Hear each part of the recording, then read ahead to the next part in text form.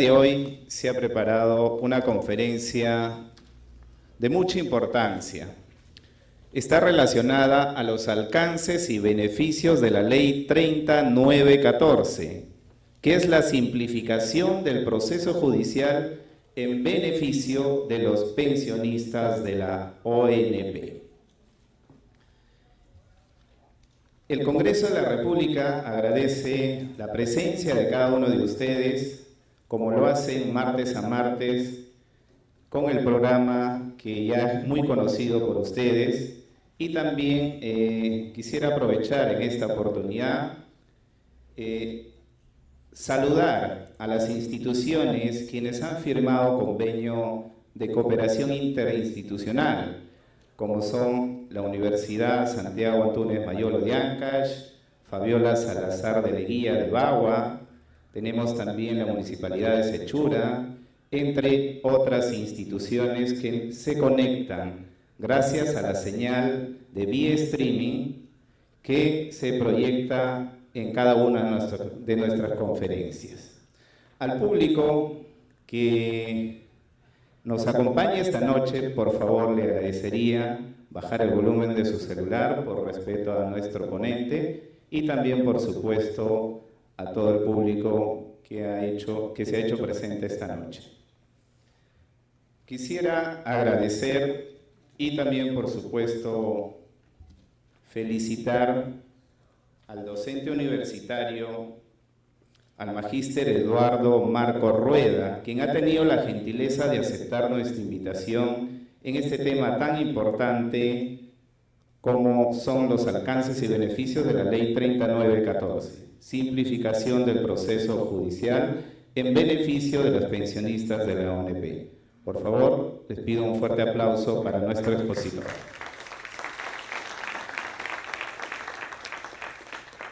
Doctor Eduardo, por favor.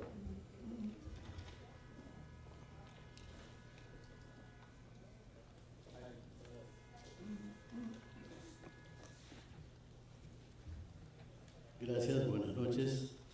Mi agradecimiento también al Congreso de la República, al programa de participación ciudadana que cumple una labor esencial para con todo el país y especialmente con la ciudadanía que tiene interés en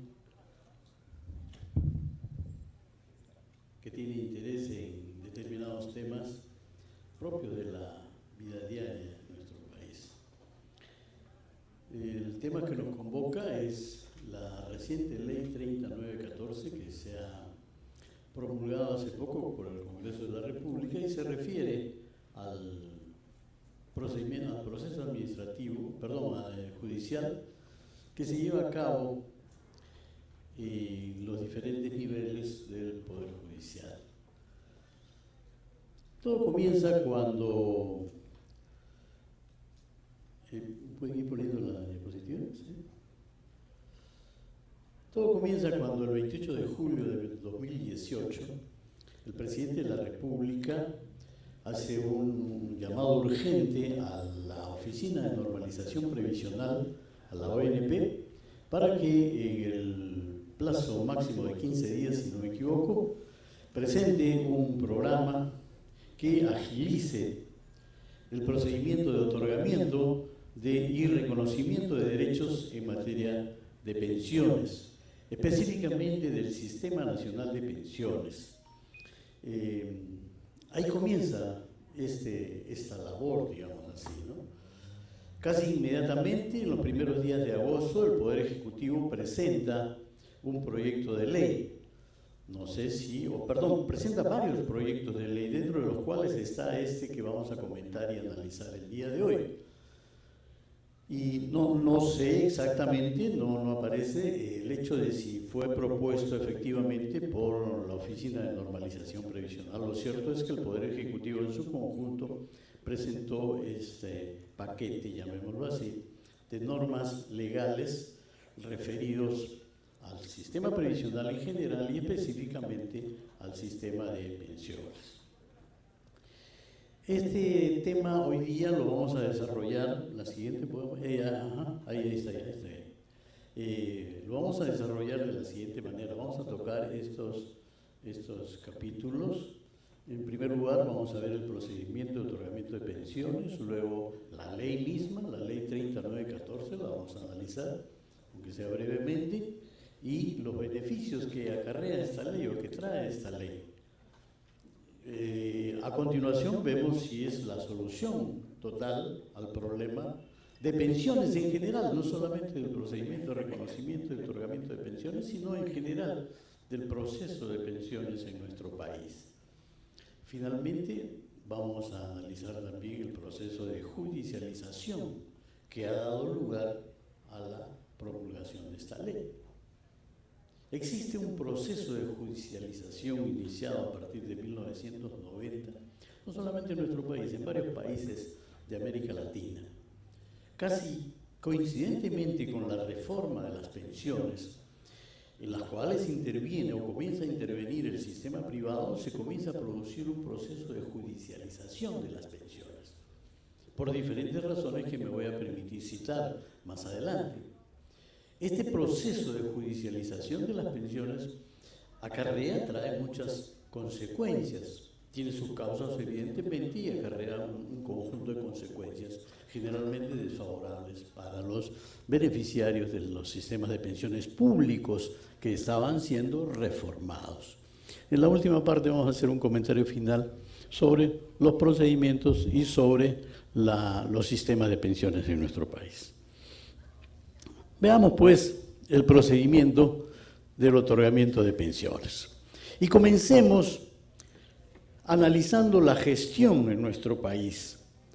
¿Qué cosa es la gestión? La gestión es el ente administrativo que tiene a su cargo, al margen de los sistemas de inversiones o de financiamiento, que tiene a su cargo el procedimiento que va a reconocer o va a otorgar una pensión al beneficiario que pertenezca a un sistema de seguridad social.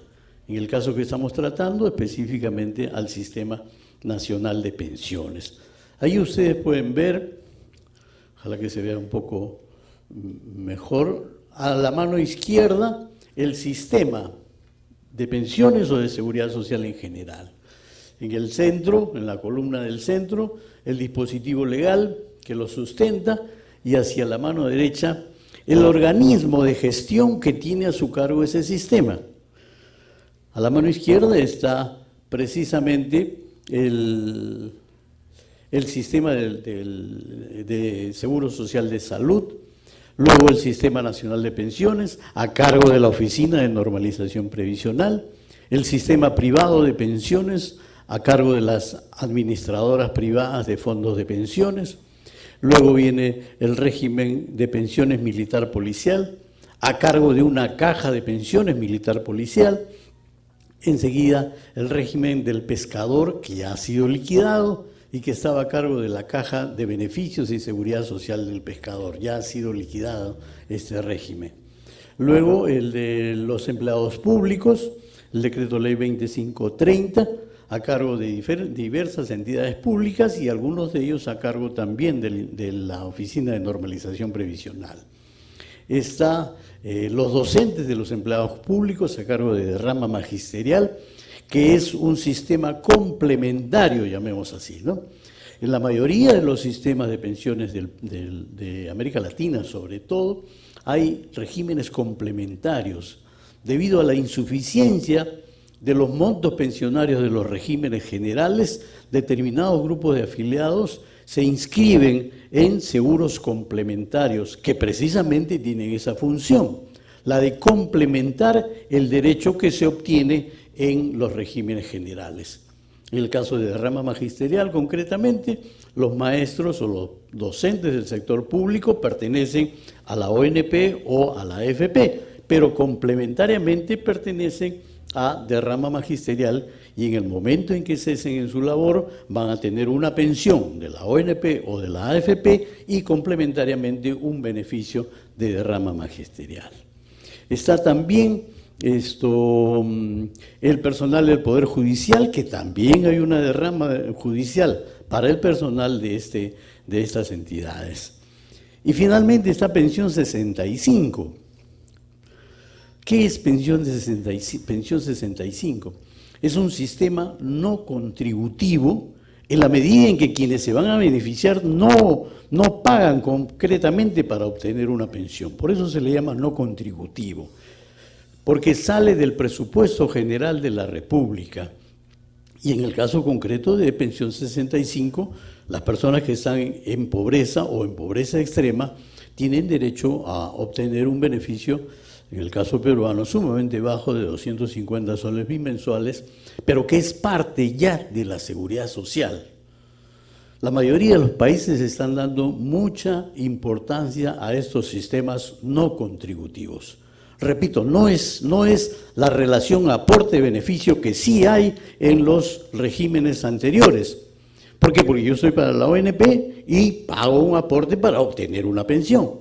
Estoy en la AFP, pago un aporte para obtener una pensión y así sucesivamente. Pero en el caso de pensión 65 no.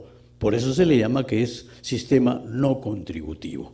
Está a cargo, en el caso peruano, del Ministerio de Desarrollo y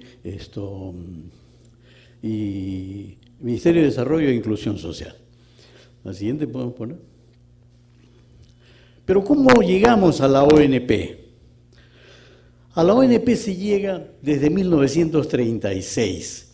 En 1936 se crea el primer seguro social en el Perú, la Ley 8433. Esta ley inicialmente tiene su propia entidad administradora. Ojo que estamos hablando de las entidades administradoras, de la gestión de la seguridad social, que es la Caja Nacional de Seguro Social. Y luego más adelante está la Caja Nacional de Seguro Social, pero que administra un fondo de jubilación obrera. Todo eso dentro del sector obrero, hacia su mano izquierda todo el sector obrero. Y en medio, y hacia la mano derecha, el Seguro Social del Empleado, que comienza en 1948 en el ámbito de prestaciones de salud y en 1962 con la Caja de Pensiones del Seguro Social del Empleado. Estos dos grandes sistemas conforman la primera etapa de la seguridad social en el Perú, los inicios. Pero luego viene una segunda etapa que es la unificación. La década del 70 genera la unificación de los dos seguros sociales más importantes y así el Seguro Social Obrero y el Seguro Social del Empleado se fusionan y dan lugar al Seguro Social del Perú, que posteriormente se convierte en Instituto Peruano de Seguridad Social. Segunda etapa de modificación de los órganos de gestión. Y luego viene la tercera etapa. La década del 90, como ustedes saben, reforma sustancialmente los sistemas de seguridad social en el país, específicamente los sistemas de pensiones. Y aquí se bifurca el Seguro Social, el Instituto Peruano de Seguridad Social, se bifurca en salud y en pensiones. El Instituto Peruano de Seguridad Social, que tenía a su cargo los dos grandes sistemas, se va a dividir. Y el Instituto Peruano de Seguridad Social se va a quedar solamente con las prestaciones de salud, luego va a cambiar de nombre hacia lo que hoy es Seguro Social de Salud, y pensiones va a pasar a una entidad recién creada en 1992 y que entra en vigencia totalmente en 1996, 97 más o menos, que es la Oficina de Normalización Previsional. Ahí es donde nace la ONP, la Oficina de Normalización Previsional. Nacen, por supuesto, también en esta etapa las AFP, las administradoras privadas de fondos de pensiones. Pero, ¿cómo se desarrolla entonces? Ya vamos entrando en materia. ¿Cómo se desarrolla el procedimiento administrativo y el procedimiento judicial en materia de pensiones? En la parte superior tienen ustedes, a grandes rasgos, por si acaso, no son las etapas específicas, tienen el desarrollo del procedimiento administrativo en la ONP. Se presenta la solicitud, se recepciona, se hace una precalificación, luego la calificación de todos los derechos, una revisión general y se expide una resolución. Esta resolución puede dar lugar a dos recursos impugnativos, el recurso de reconsideración y el recurso de apelación. Llega, no llega, llega, no llega. No llega, creo. No llega, ¿no? Sí, no llega, muy lejos está. Muy débil es este puntero. Bueno, hay dos recursos impugnativos. Todo este proceso que pareciera ser de lo más simple, se puede complicar. Digo, se puede complicar, no necesariamente se complica. Si el trabajador o asegurado de la ONP no tiene mayores inconvenientes, el procedimiento administrativo hoy en día está saliendo bastante rápido. Bastante rápido me estoy refiriendo a 2 meses o a 3 meses como máximo. ¿Pero qué significa no tener problemas o no tener inconvenientes? Por ejemplo, el haber trabajado en una sola empresa, el no tener problemas con la acreditación de los aportes en esa empresa, el tener la documentación que acredite la identidad de la persona y punto. ¿Por qué? Porque como ustedes saben, los requisitos para obtener una pensión, estoy hablando de la jubilación, son 2, edad y aportaciones. Edad, 65 años, sean hombres o mujeres, y 20 años de aportaciones. De tal manera que si se cumplen, sobre todo, los 20 años de aportaciones sin mayores inconvenientes, no hay problemas y el procedimiento está fluyendo. Indudablemente la ONP está recurriendo a los métodos tecnológicos más adelantados y rápidamente puede ejecutarse el reconocimiento del derecho y el otorgamiento de la pensión. El problema se presenta cuando, sobre todo, hay algunos inconvenientes de carácter de la acreditación de los aportes. ¿Dónde ha trabajado usted? Yo he trabajado en Huacho. Yo soy de Huacho, por si acaso. No me ha pedido Medina, pero soy de Huacho. ¿Dónde trabajó usted? En Huacho. ¿Desde cuándo hasta cuándo? Desde el 65 hasta el 75. Y después trabajé desde el 80 hasta el 90 en otra empresa acá en Lima. Y después, desde el 91 hasta el 2010, en otra empresa. A ver, muy bien, ¿cuáles son esas empresas? En Huacho, en una librería. La otra en una ferretería y la última en la empresa no sé cuánto. Muy bien. ¿Existe la primera empresa en Huacho? No, pues la librería ya hace tiempo que cerró y el dueño ya se murió y los libros de planillas no existen. ¿Tiene usted sus boletas de pago? No las tengo. ¿Quién se va a guardar las boletas del año 65? ¿Quiere decir que no tiene usted ninguna documentación que le acredite haber trabajado en ese sitio? No, no tengo ninguna. Ahí es donde comienzan los problemas, ¿cierto? Segundo empleador, ¿dónde trabajó usted? Del 70 hasta el 90 en tal otra empresa. ¿Existe la empresa? Sí, pero solamente estuvo hasta hace 2 años y fue asumida por una nueva empresa. Y no sé si la nueva empresa tendrá los libros, etcétera. También se puede complicar por ese motivo. Y la tercera empresa, sí, ahí está, existe, en la Avenida Argentina, está ahí todavía actuando. Perfecto. Van a la nueva empresa, no hay ningún inconveniente, acredita sus 15 años. Pero le faltan 5. ¿Cómo hace para acreditar los otros 5? La ONP, supongamos, hace un esfuerzo por buscar los libros de la primera empresa, de la segunda empresa, le pide la documentación al propio asegurado. Esto se ha criticado mucho. ¿Por qué el asegurado tiene que aportar esos documentos? Si es del Seguro Social Obrero, en el Seguro Social Obrero, no sé si algunas personas de edad lo recordarán, había una cuenta individual del Seguro Social Obrero desde el año 41 hasta el año 1974. ¿Algunos se acuerdan? Yo he escuchado hablar, nomás por si acaso, que había unos cartoncitos y se pagaba con unas estampillas en la caja de depósitos y consignaciones, que era lo anterior al Banco de la Nación, lo anterior a la SUNAT. Esos cartoncitos los sellaba el Seguro Social Obrero. No sé si ustedes, bueno, definitivamente no creo que se acuerden. Había un local en la esquina de Lampa y La Colmena. Ahí quedaba la Caja Nacional del Seguro Social Obrero. Y ahí estaban estos cartoncitos mediante los cuales se acreditaba semana a semana el trabajo de los trabajadores obreros. Y los empleados nunca tuvieron una cuenta individual. Nunca.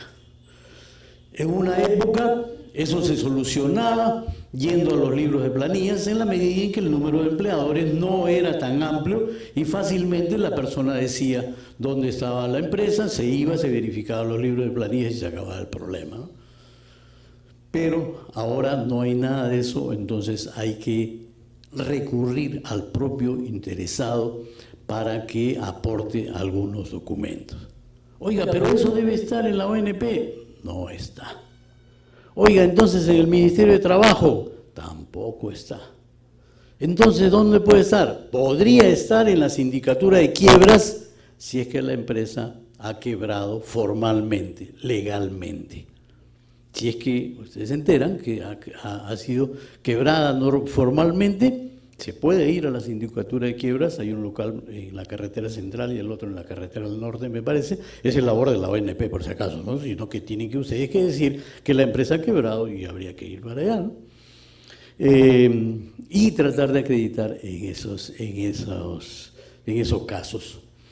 Yo he visto algunos casos muy esporádicos mediante los cuales el contador se ha llevado los libros de planillas.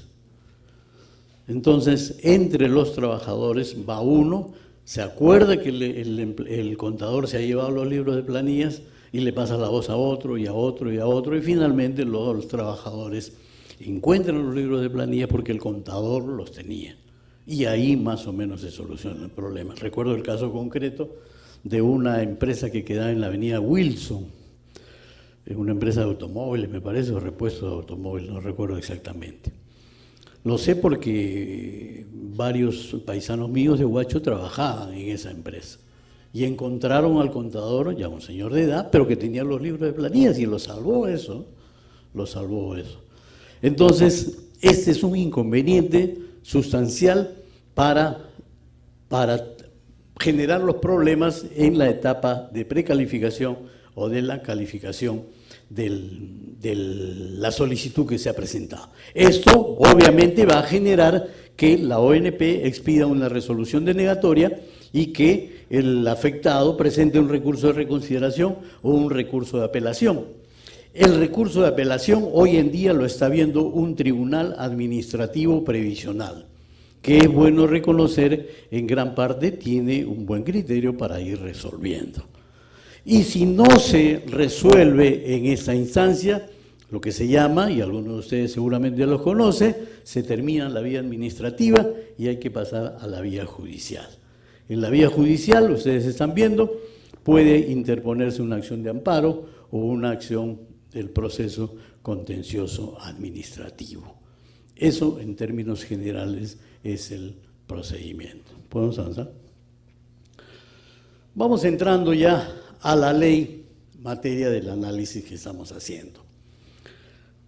La ley, previo a la ley, es importante conocer esta estadística que ha sido extraída, por si acaso, de la memoria 2017 de la propia Oficina de Normalización Previsional.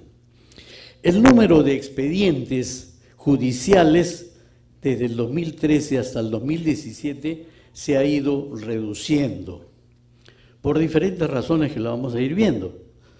Pero lo cierto es que se ha venido reduciendo el número de expedientes judiciales que ha tenido la ONP. Ustedes pueden observar ahí, finalmente, de más de 100.000 expedientes que tenían, ahora al parecer hay alrededor de 87.000 hasta diciembre del 2017. Insisto en decir que este dato ha sido extraído de la memoria anual del 2007 de la propia ONP. La siguiente. El procedimiento o el proceso contencioso administrativo tiene dos modalidades que seguir, el modelo urgente, perdón, el proceso urgente y el proceso especial. En el proceso especial es donde llegan los reclamos o las demandas previsionales. Y el proceso es más o menos lo que ustedes están viendo. Interpuesta la demanda, el juez la admite o la puede rechazar. Si la admite, las partes tienen 5 días para presentar las excepciones, para interponer las excepciones que pudieran considerar pertinentes hacerlo. Luego, contesta la demanda, hay un saneamiento procesal, que es una etapa importante dentro de este proceso judicial, un saneamiento procesal, porque ahí se va a determinar en qué consiste propiamente el reclamo. En algunos casos, algunos jueces le solicitan una aclaración al demandante. ¿Por qué? Porque lamentablemente mis colegas abogados, yo soy abogado, en muchos casos no precisan o no especifican el derecho que requieren, ¿no?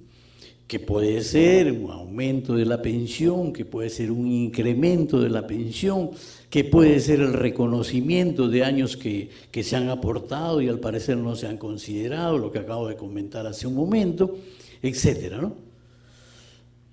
Producido este saneamiento procesal, el expediente pasa al dictamen fiscal y finalmente se genera la sentencia por parte del juzgado.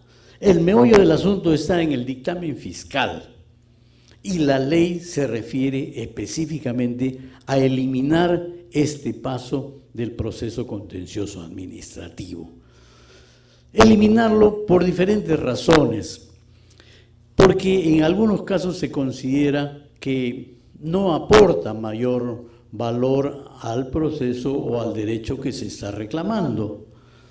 En otros casos se considera que la carga judicial es demasiado como para estar dándole prioridad a esta parte del proceso, porque significa pasarlo al fiscal provincial o al fiscal superior o al fiscal supremo, según sea el caso, y ese fiscal provincial, superior o supremo, que también tiene una carga, no lo va a hacer tan rápido, no va a expedir tan rápido su dictamen, y es donde se va a demorar el proceso.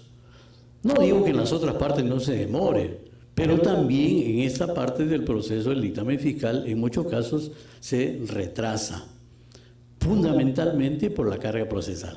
Enseguida vamos a ampliar un poco la carga procesal, porque la carga procesal es un problema que se presenta en todo el Poder Judicial, y en el Ministerio Público.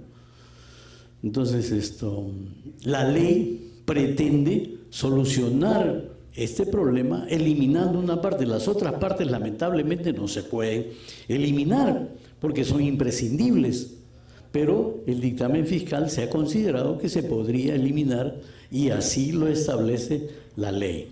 ¿Podemos pasar a la siguiente? La ley entonces dice, este es el texto modificatorio de la ley. La ley dice, el proceso ordinario se tramitan conforme al presente procedimiento, las pretensiones previstas en el artículo 24, etcétera, con sujeción a las disposiciones siguientes. Regla del proceso ordinario. Luego expedido el auto de saneamiento, lo que acabamos de ver, luego expedido el auto de saneamiento o de realizada la audiencia de pruebas, según sea el caso, el expediente queda expedito para dictar sentencia. Ya se eliminó la parte correspondiente al dictamen fiscal. Anteriormente decía, pasará a la emisión del dictamen fiscal, etcétera, decía, ¿no? Dentro del plazo de 15 días, en fin. Entonces ya se quitó esa parte del texto y simplemente dice, repito, luego expedido el auto de saneamiento, realizada la audiencia de pruebas, según sea el caso, el expediente queda expedito para dictar sentencia. Ya no está el paso del dictamen judicial, del dictamen fiscal. Las partes pueden solicitar al juez la realización de informe oral, el que será concedido por el solo mérito de la solicitud oportuna. Esta parte, entonces, es importante y se ha considerado la posibilidad, el hecho de eliminarlo, ¿no?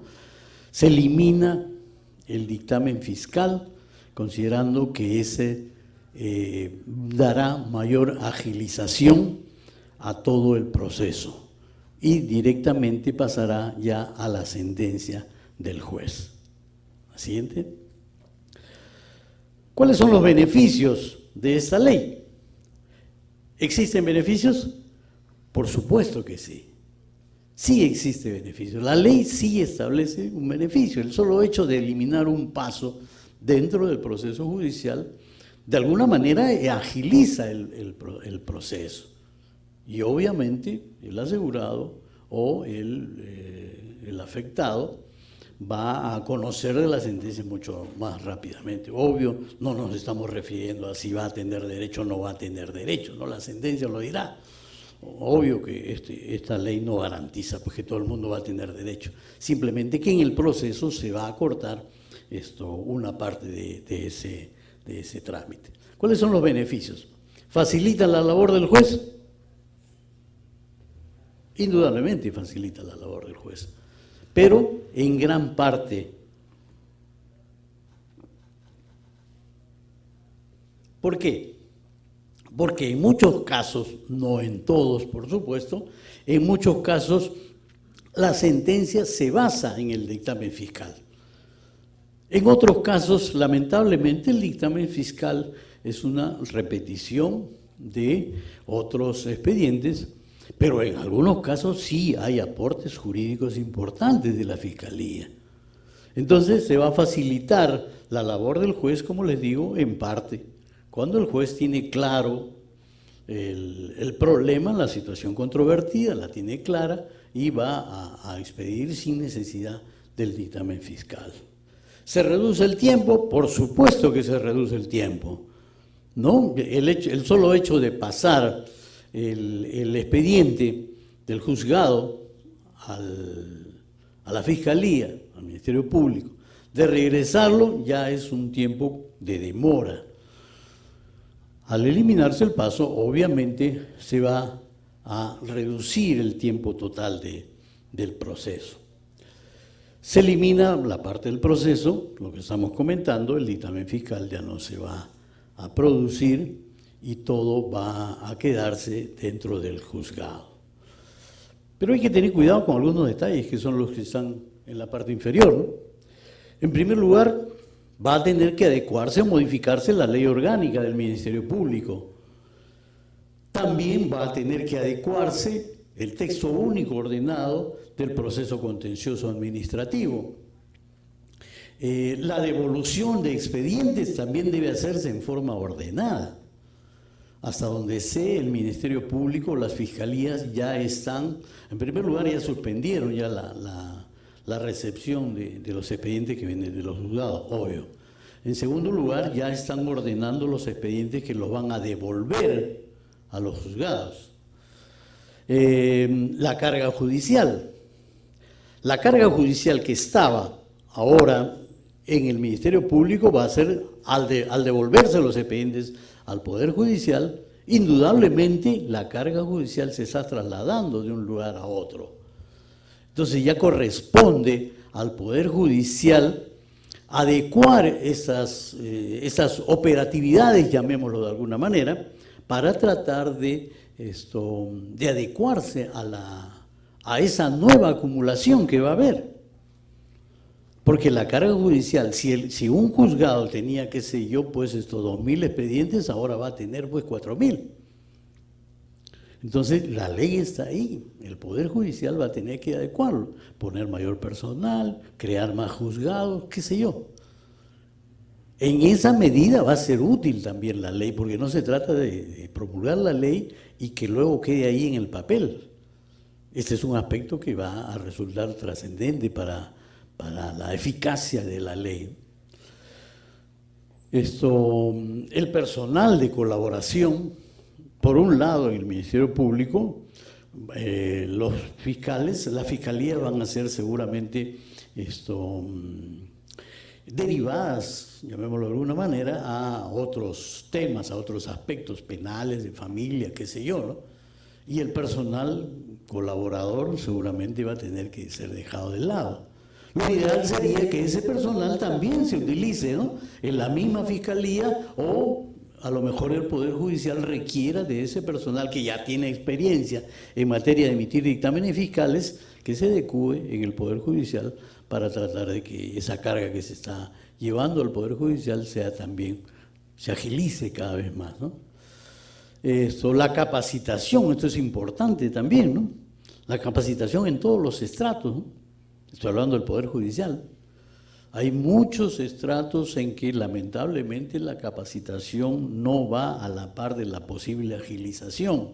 Al contrario, ¿no?, la falta de capacitación o la falta de conocimiento del personal no permite agilizar la emisión de los dictámenes en el caso del Ministerio Público y de las sentencias en el caso de los juzgados, ¿no? La capacitación entonces es importante. Las actuales fiscalías, hasta donde yo sé, hay 14 fiscalías, o habían 14 fiscalías, y habían 50 juzgados referidos al proceso contencioso administrativo, de los cuales 10 juzgados eran laborales y previsionales, y cada uno de los juzgados laborales previsionales tenían un aproximado de 2.500, 2.800 expedientes. Eso se va a sobrecargar, ¿no? Ya no van a tener 200.000, 2.500 expedientes, sino van a tener la suma de los que vienen de la Fiscalía. Habría que detenerse un poco también a ver los desistimientos y las conclusiones anticipadas por sustracción de la materia. La ONP tiene en sus manos estas dos herramientas. En algunos casos tiene que hacerse, es bueno reconocerlo, mediante una ley. Pero hay otros casos en que no se utilizan debidamente. Lo digo en términos mucho más claros. La ONP sabe que va a perder e insiste con interponer otro recurso y otro, cuando debería ser al revés, ¿no? Desistirse, repito, legalmente, o solicitar la conclusión anticipada por sustracción de la materia. Es decir, mientras se está llevando al proceso judicial, la ONP se da cuenta de que puede haber algún error, por ejemplo, y expide una resolución administrativa. Esa resolución administrativa la presenta al juzgado, el juzgado analiza y, si está de acuerdo, da por concluido el proceso y ahí queda todo. Lo importante es evitar la judicialización de los temas previsionales, ¿no? Y hay que buscar las formas. Esta ley es una forma de agilizar los procesos, pero habría que buscar también otras, como lo que les estoy diciendo, ¿no?, lo que les estoy comentando, el desistimiento. En algunos casos hay normas legales que permiten el desistimiento por parte de la ONP. Y también el caso de la sustracción, de la conclusión anticipada por sustracción de la materia, ¿no? La siguiente. Frente a todo este problema, ¿es bueno o es malo eliminar el dictamen fiscal? El doctor Eloy Espinosa, integrante del Tribunal Constitucional, ha hecho un análisis muy importante en torno a este tema y ha planteado las dos opciones. Por un lado, ha planteado que el Ministerio Público es el defensor de la legalidad, referido sobre todo a los derechos fundamentales, y no debería dejársele de lado, en tanto y en cuanto, repito, los dictámenes fiscales pueden aportar mucho a esta defensa de la legalidad, ejercida positivamente y adecuadamente por el Ministerio Público. Sin embargo, también plantea la otra parte, que frente a una tutela urgente, esta urgencia es más que la defensa de la legalidad. Y que esa defensa de la legalidad puede ser asumida por el propio juez de la causa.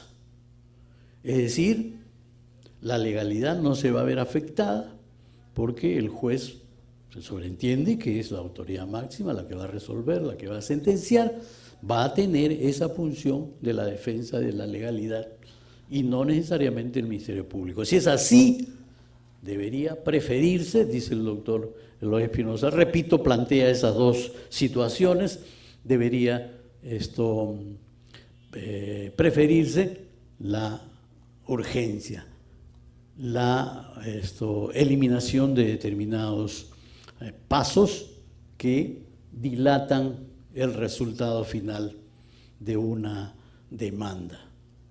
Frente a estos dos problemas, la ley 3914 ha preferido la segunda opción, es decir, la agilización del proceso, sacrificando, digámoslo de alguna manera, sacrificando la defensa de la legalidad.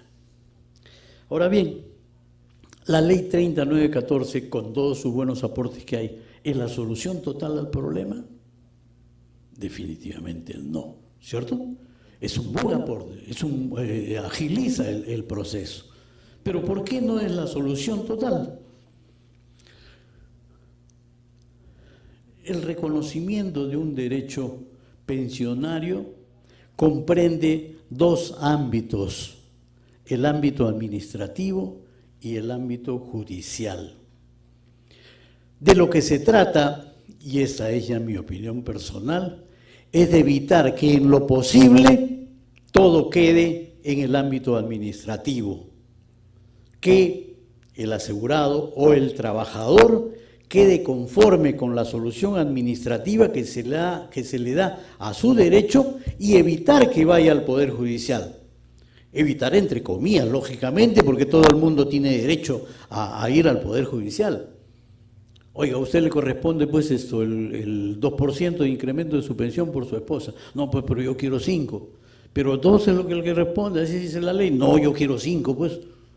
Ah, bueno, vaya pues al Poder Judicial. Eso no se puede evitar, obviamente, ¿no?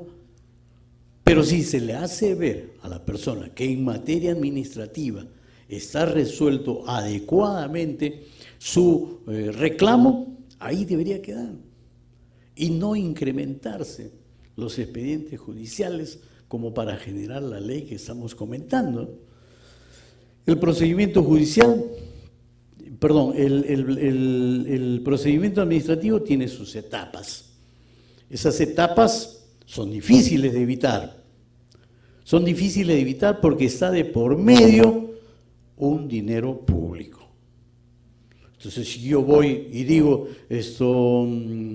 aquí tengo una declaración jurada que estoy haciendo de que he trabajado desde el 70 hasta el 80 y usted tiene que hacerme caso. Oiga, un ratito pues, pero tráigame otro documento. ¿Qué documento le voy a traer? Bueno, pues traiga algún otro documento. Pues ¿un certificado de trabajo no tiene? ¿No tiene boletas? Va y trae el certificado. Aquí está mi certificado de trabajo. Oiga, pero esto no es suficiente, pues. En Azángaro lo hacen más rápido y mejor todavía que los originales, ¿no? Entonces hay que ponerse también en el caso de la ONP, ¿no? Yo he trabajado algunos años para el seguro.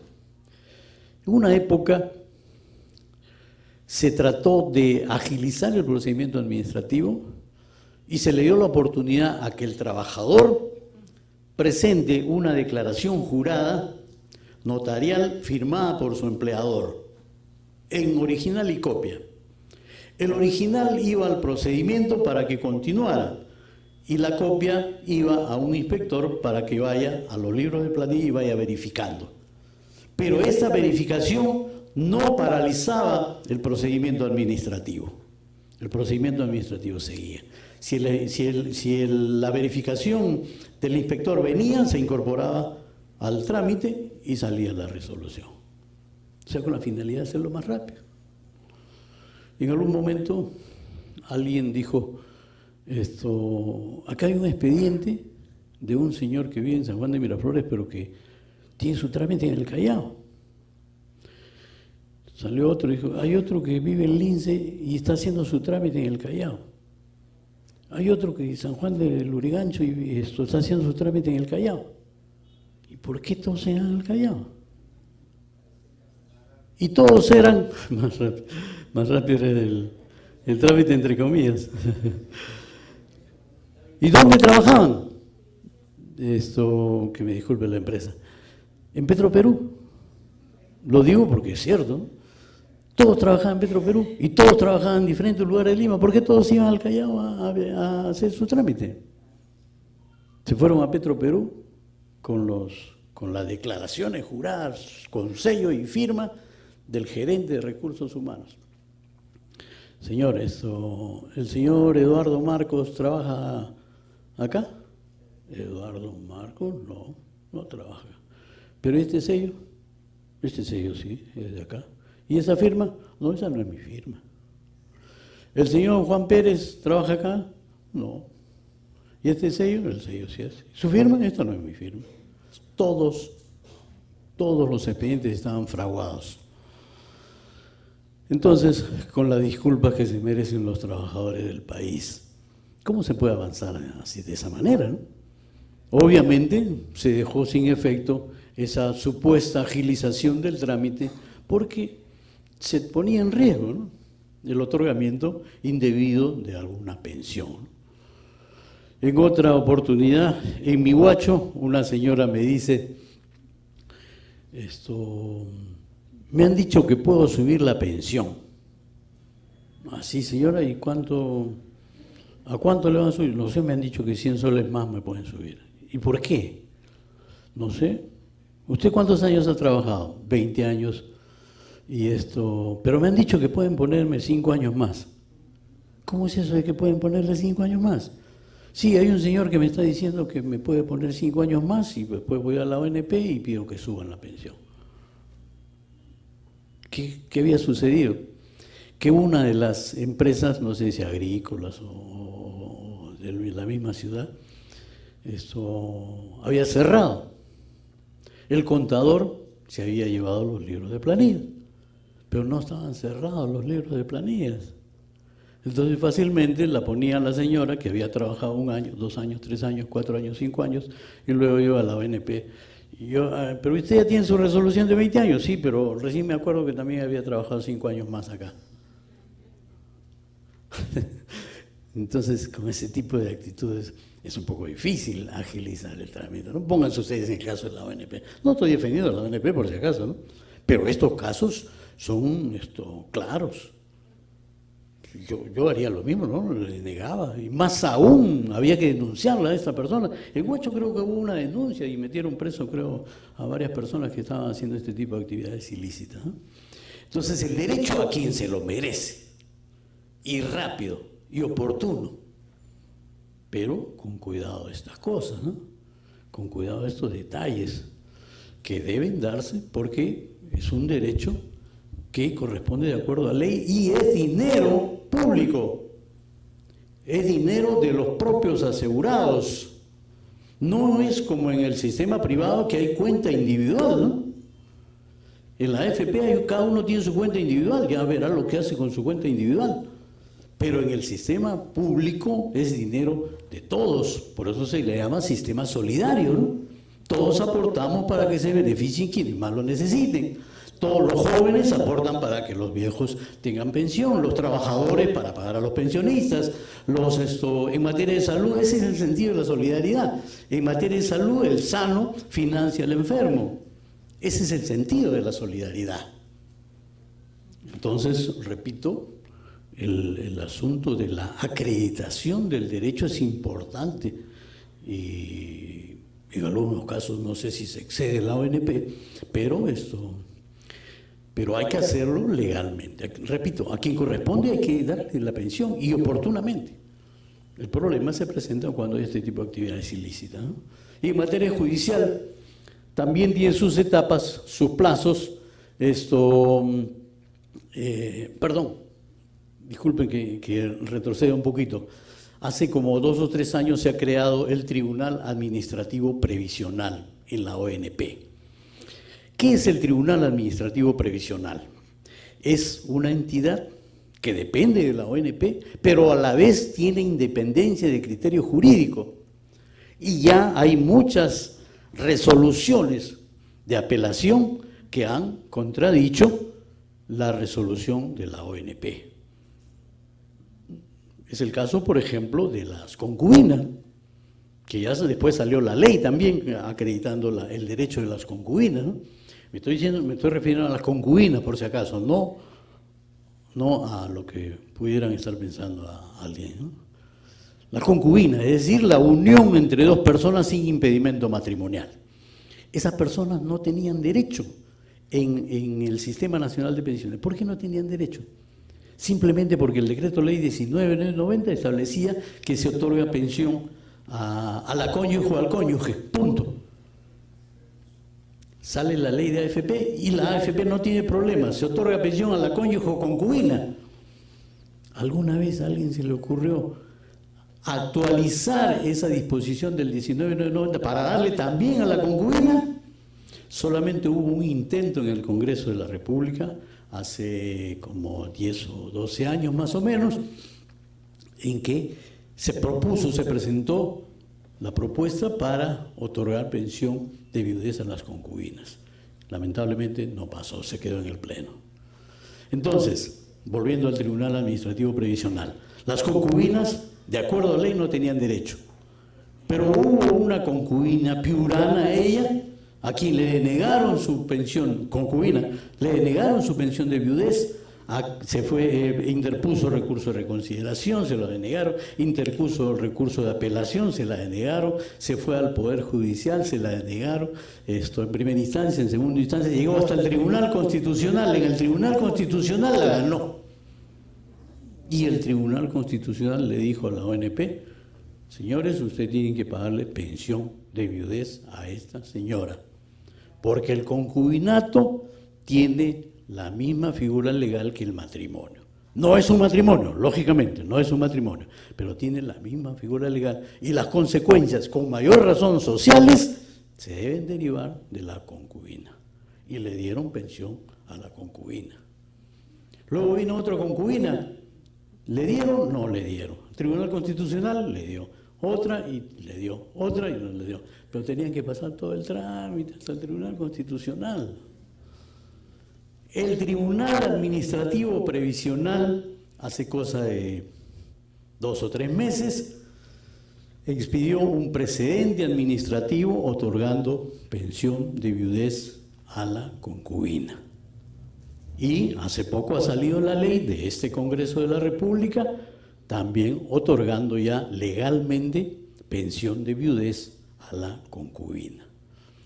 Lo digo como ejemplo de que el Tribunal Administrativo Previsional de alguna forma está cumpliendo buena labor en el sentido en que está resolviendo con mejor criterio que el ámbito administrativo propiamente dicho. Entonces, en la administración ahí se debe quedar el proceso, ahí se debe quedar en lo posible, insisto, en lo posible. El que quiere ir al Poder Judicial es su derecho. Pero dentro de las posibilidades, si se queda en el poder, en el procedimiento administrativo, ahí se acaba el problema, ¿no? Y en el procedimiento judicial, ya ustedes más o menos tienen idea, tiene sus etapas, tiene sus plazos, la interpretación de las normas, cuidado, que tampoco es garantía. En algunos casos se han excedido los órganos jurisdiccionales. Hay jurisprudencia, también se han emitido precedentes y debería insistirse en los desistimientos o en la conclusión anticipada. Últimamente también se está utilizando mucho en el Poder Judicial las reuniones de sala plena que tienen acuerdo para decidir algo, ¿no? Les cuento un caso, disculpen que lo vaya matizando con algunos casos. La jubilación en materia de seguridad social en el Perú no es obligatoria, ¿cierto? La ley dice, tienen derecho a partir de los 65 años. Yo puedo seguir trabajando, ¿no? ¿Hasta cuánto? 66, 67, 68, 70, qué sé yo. En el 728, en la Ley de Fomento del Empleo, hay un artículo que dice, se da por terminado o algo así, el vínculo laboral por jubilación. Y luego se desarrolla en el mismo 728, en artículos posteriores, dice que la jubilación es obligatoria a los 65 años de edad, siempre que el empleador se comprometa a pagar la diferencia entre la pensión y la remuneración que venía percibiendo. Ningún empleador se compromete a eso, obviamente. Y a los 70 años de edad, dice, siempre y cuando tenga derecho a pensión de jubilación, salvo pacto en contrario. Dice, ojo, a los 70 años, salvo pacto en contrario.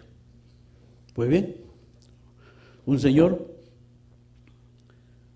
llega a los 65, sigue trabajando, 68, sigue trabajando, 70 años, sigue trabajando, 72 años, la empresa le envía una carta y le dice, señor, ya usted tiene más de 70 años, disculpe, pero muchas gracias por sus importantes servicios prestados, váyase a su casa.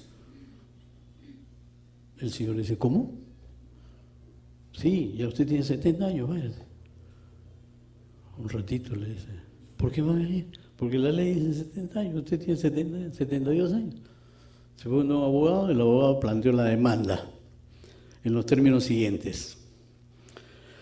La ley dice que la jubilación obligatoria es a los 70 años.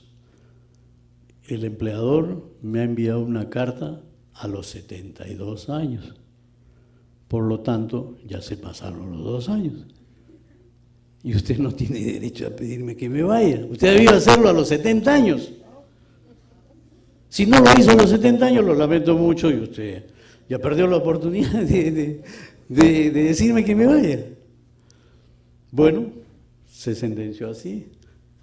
Hubo, creo, me parece, segunda o tercera sentencia, pero luego ha habido una sala plena de la Corte Superior de Justicia de Lima, en el que han adoptado el precedente jurisdiccional, en el sentido que el sentido de la norma es a partir de los 70 años y no a los 70 años exactos, ¿no? Y eso es lo que se está aplicando actualmente. Se lo digo como ejemplo de precedente, de reuniones de sala plena, etcétera, ¿no? La siguiente, ¿podemos pasar? El problema de la judicialización. ¿Por qué se genera la judicialización de las pensiones en el Perú? Hay un problema de otorgamiento, lógicamente, ¿no? Siempre hay algún detalle, o que se escapa, o que el trabajador quiere una pensión mayor, o de interpretación de la norma. No, señor, usted no debe aplicarme esta ley porque no es retroactiva, usted me la está aplicando retroactivamente. La promulgación de nuevas normas que afectan los derechos de los asegurados, legales por si acaso, o sea, son leyes que tienen que aplicarse, pero afectan los derechos de los trabajadores, ¿no? Me refiero concretamente a la modificación de las formas de liquidación en el 19.990. Primero, la remuneración de referencia o sea, el promedio era en base a 12, 36 o 60, la que más le beneficiaba. Luego era 36, 48 o 60, según los años de aportaciones que tenía. Y ahora es según la edad que hayan cumplido al 2 de enero del 2010, creo. No recuerdo exactamente, disculpen. Y ya no es el porcentaje básico, ya no es 50% de la remuneración promedio, sino es 35, 40 o 40. 30, 35, 40 o 45%. Afecta notoriamente la liquidación de quienes se van a ir jubilando. Esta norma, evidentemente, ha generado ya alguna protesta de algunos trabajadores o unas personas que están por jubilarse. Lamentablemente es la ley y hay que aplicarla. Entonces hay muchas personas que dicen, no, me tienen que aplicar otra ley, me tienen que aplicar la anterior. Señor, pero usted está dentro de la vigencia de esta norma. No, me tienen que aplicar la anterior. Y se va hasta el Poder Judicial, ¿no? Y obviamente, la sentencia va a salir denegatoria, ¿no? Pero lo pongo como una de las causas de que las normas que se pueden dar pueden estar afectando Ese es un decreto supremo que se dio hace como 10 años más o menos de la nueva liquidación que les estoy hablando, ¿no? La falta de cultura previsional también genera judicialización. Necesitamos conocer nosotros mismos más nuestros deberes y nuestros derechos. La cultura previsional significa eso, significa que no me sorprendan, que no me, ni la ONP, ni, ofrezco disculpas nuevamente por la profesión, ni el abogado que me pueda decir un día, no, sí tiene derecho, tiene derecho, tiene derecho, y finalmente no va a tener derecho. Para eso uno tiene que estar preparado, la cultura previsional. Y la cultura previsional no significa solo el saber que me voy a jubilar a los 60, o que tengo derecho a la jubilación a los 65 años, y que me puede corresponder la cantidad, sino el conjunto, en adoptar la decisión. La vez pasada estuve conversando con un joven que recién había empezado a trabajar. Yo soy docente en la universidad y un joven había ingresado, lo encontré en los pasillos de la universidad, y le digo, ¿y a qué sistema te está yendo? ¿La ONP o la AFP? ¿Qué es eso? Me dice. Le digo, no, pues para que tengas tu pensión de jubilación. No, ese es para viejos, me dice. Muchas gracias por lo que me corresponde, le dije. Así no podemos hacer cultura previsional, ¿no? Los cursos en los colegios, en las universidades, en los sindicatos, en las organizaciones laborales, es importante.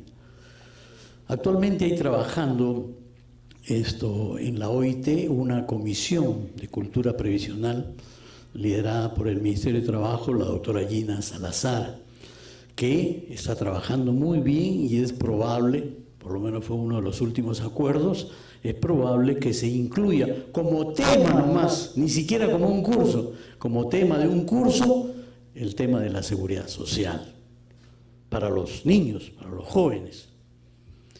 Oiga, si tenemos oportunidad en Montevideo, en Uruguay, la cultura previsional está en un nivel muy alto, muy alto. Repito, no solamente para conocer el derecho que nos corresponde, sino para saber adoptar una decisión, para saber lo que viene en su conjunto de la seguridad social. Los recursos impugnativos, saber si corresponde impugnar algo o no corresponde. No, impugna nomás, de todas maneras, si es derecho, no.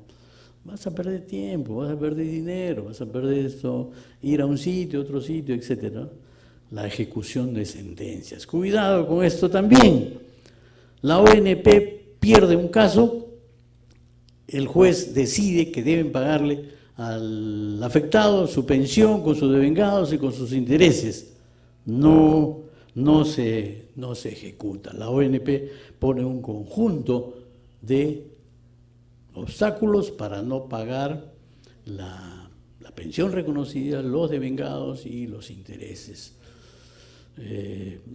Para esta conversación que tengo con ustedes me he permitido indagar algo más y he descubierto un expediente 18405 del año 2012 en el que no se pagan los intereses hace un buen tiempo, ya salió la sentencia y no se pagan los intereses.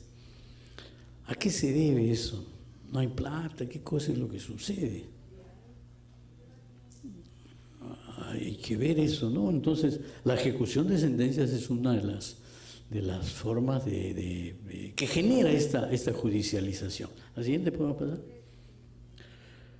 ¿Y cuáles son las consecuencias? Obvio, la demora en el trámite, la interposición de las demandas, la creación de juzgados. Se han creado muchísimos juzgados y salas previsionales.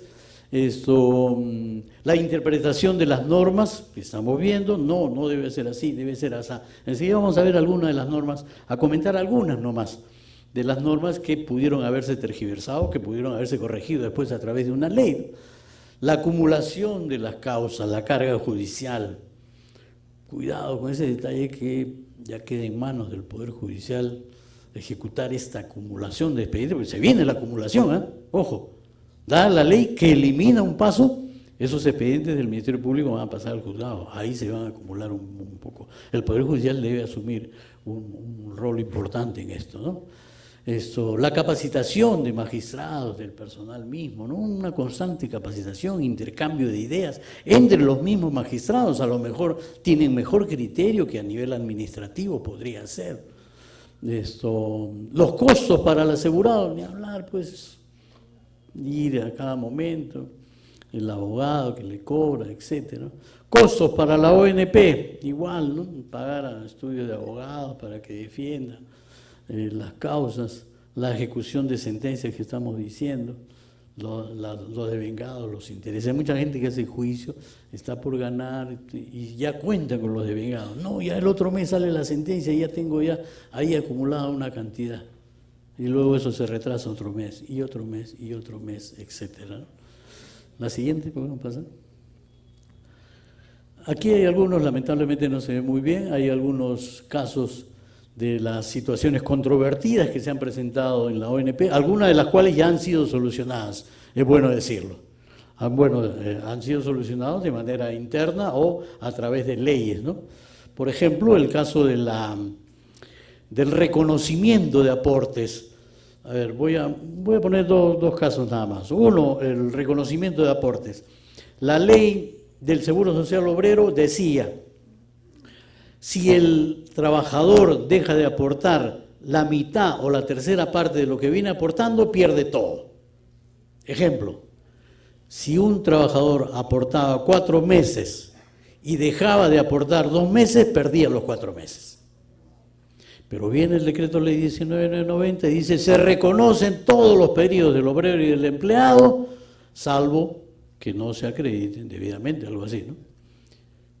Entonces, el 19990 mata todo lo anterior y la norma que eliminaba eso, dejaba de reconocer ese periodo, esa disposición se dejaba sin efecto. Lamentablemente la ONP insistía en aplicar eso, Tuvo que salir una ley para aclarar debidamente esto, ¿no? Lo segundo era la aplicación de del decreto ley 25967. El decreto ley 25967, entre otras cosas, establece topes de pensión. Primero 600 soles, luego 700 y tantos, y ahora es 857, ¿cierto? Entonces, a muchas personas que habían cumplido la edad antes del 18 de diciembre de 1992, fecha de vigencia de la ley, le aplicaban esta norma. Es decir, le aplicaban con retroactividad. Viene el Tribunal Constitucional y dice: no, oiga usted tiene que aplicar esta ley a quienes tienen derecho a partir del 18 de diciembre del 92. Para ellos le aplica a usted el tope de 600 soles. Para los anteriores no, el anterior tope. El anterior tope era el 80% del máximo asegurable, o sea, de 10 mínimos vitales. Obviamente estaban perjudicando a las personas a quienes se aplicaba este 25967, ¿no? Dos ejemplos nomás les pongo, los demás ya... las pensiones de orfandad por estudios. Cuando una persona con un hijo, estoy hablando ya pensiones de sobrevivientes, muere una persona y la ley dice: todos los sobrevivientes, viuda, hijos o padres que a la fecha de fallecimiento tengan derecho, se le da pensión de orfandad. ¿Qué significa tener derecho? Significa que a esa fecha reúnan los requisitos. Hasta 18 años de edad, o más allá de 18, que sigan estudios o se encuentren inválidos. Sin embargo, viene la ONP y dice: si está inválido, esa invalidez debió tenerla desde antes que falleciera la persona. Oiga, ¿pero dónde sale eso? ¿En qué parte de la ley dice eso? No, pero se entiende que la pensión continúa, dice el artículo 56, continúa siempre y cuando la persona se encuentre inválido. Continúa significa que tiene derecho a la pensión, pero no, disculpe,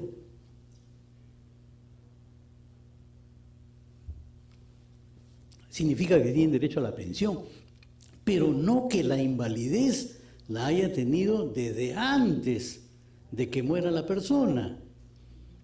Están exigiendo que esa invalidez venga desde antes para darle la pensión de orfandad a los mayores de 18 años.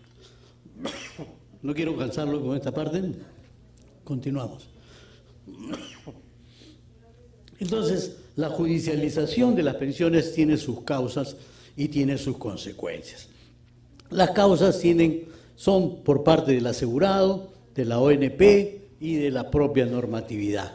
Del asegurado, insisto, falta de cultura previsional. No tenemos cultura previsional.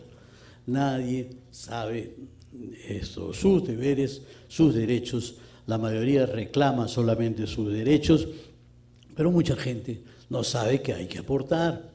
No, eso después. Yo tengo derecho, dice, yo tengo derecho a la seguridad social. No todos los trabajadores, recordemos que el sistema peruano de pensiones es contributivo. Es decir, yo aporto para obtener una pensión.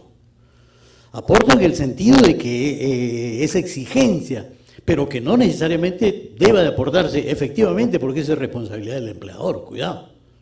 Le va a descontar de la remuneración, pero quien tiene la responsabilidad de hacer el pago y hacer el depósito es el empleador. O sea, si el empleador no hizo el aporte, el trabajador no tiene por qué perjudicarse. La ONP, obvio, como entidad de gestión, la más importante del país, eso tiene que ir mejorando su gestión.